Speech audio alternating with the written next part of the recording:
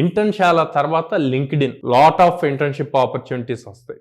Okay, అందులో యాక్టివ్గా ఉండాలి, రెగ్యులర్గా యాక్టివ్గా ఉండాలి.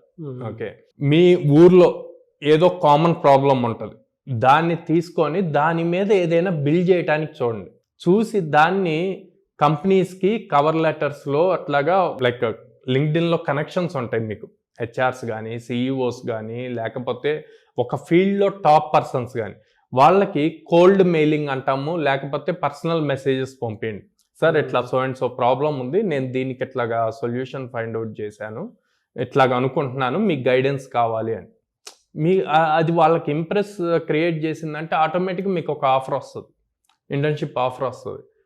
అట్లాంటి వాళ్ళ మెంటర్షిప్ చాలా అవసరం. స్కిల్ వచ్చేది మీరు ఏదైతే డిగ్రీ చేస్తున్నారు, డిగ్రీ ఆర్ బీటెక్, మీ బ్రాంచ్ ఏదైతే ఉందో, లేకపోతే ఫ్యూచర్లో నేను సాఫ్ట్వేర్ డెవలపర్ అవ్వాలనుకుంటున్నా, డేటా సైన్స్ అవ్వాలి అనుకుంటున్నాను, లేకపోతే ఇందాక కోర్ సైడ్ చూసుకున్నారనుకోండి, అట్లాంటి వాటి రిలేటెడ్ ఇంటర్న్షిప్స్ చేయండి. అది మీ కెరీర్కి యూజ్ అవుతుంది.